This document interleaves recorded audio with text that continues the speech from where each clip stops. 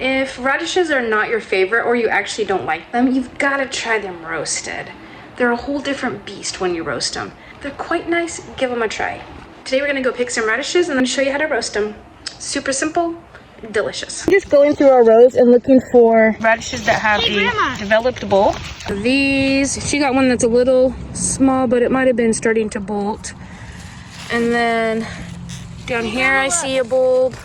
Grandma, it looks like it's keeping all the roots together help the greens get less dirt in them. These rows were planted almost 5 weeks ago and they are ready to go. So in a very short time, you can get a lot of greens for the year, as well as the radish bottoms. Taking the radish root from the green, and we're doing all of them. So if it's a good radish, we're putting it in the bucket, and if it's one of the smaller ones that have gone to starting to go up to flower, we'll put those in the bucket too, but we'll probably just discard those.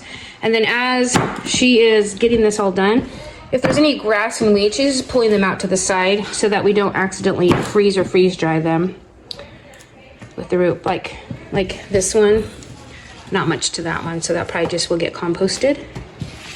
But yeah, the whole basket gets done, and then we move on to the next step of washing everything. So now we're taking all of the radishes and taking off the any little stub that's on them, and then she's gonna turn it around and do the little root tail part. And then the radish is going into just a bucket of water. Soak and make and then this will all be composted. But yeah, it'll help just keep them nice and crisp until I get them washed. Any of those that were bolting, we're just putting those in there too.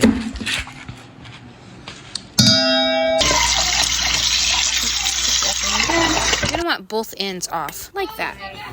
I pop the small ones in whole and cut the others so that they're bite size. I just kind of eyeball it when I'm putting in the seasonings. In this batch, I've put in 2 teaspoons of salt, which did end up to be a little bit too salty. Then 1 teaspoon of pepper, 1 teaspoon of onion powder. I like to add garlic powder and smoked paprika too, but we were all out. And 1/8 cup of olive oil. Everything gets mixed up really well to coat it all. They'll be roasted at 400 degrees. I like to put parchment paper in my baking tray, but you don't have to do that. Then the radishes go into the tray in a single layer.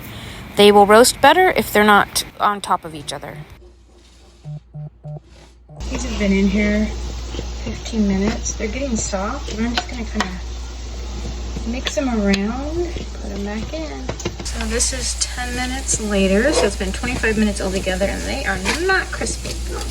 So I'm gonna put them in a little longer. It's been 10 more minutes, and the bottom tray is getting brown. I think I'm gonna switch this tray with this tray. Getting closer. Seeing a little bit of browning on some of the bottoms. I'm seeing a little bit of browning, so that's awesome. I'm gonna pull the small tray out. These have been in there for 35 minutes. 35 or 45 minutes, I'm not sure. I'm gonna try one. Let them cool down. Let them cool down a minute. I'm gonna dish these up.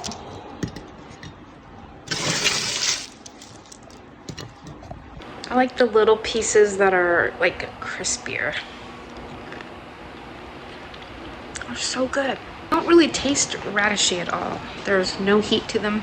Neither of my parents care for roasted radishes, but they love radish top soup, and that's what we're having for dinner tonight. I'll leave a link to how to make it down in the description box below. If you're trying to figure out what to do with all of the vegetables that you grow, go ahead and subscribe, and I'll be adding more recipes as the year continues. And I have some playlists, so go check them out on the channel. See you next time.